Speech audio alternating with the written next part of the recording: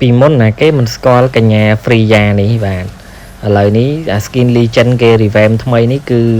អែមស្រែមក៏ skill វា cooldown លឿនអា skill ទី2វានិយាយទៅ hero នេះបើមួយស្មើមានលុយដូចគ្នាវិញមិនងាយទេមិនងាយវាយជាមួយ Freya ឈ្នះទេ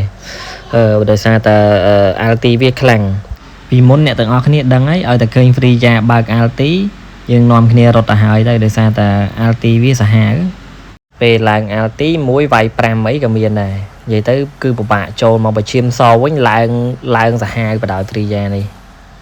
កញ្ញា Freya នេះឯងដែលខ្ញុំចេះលេង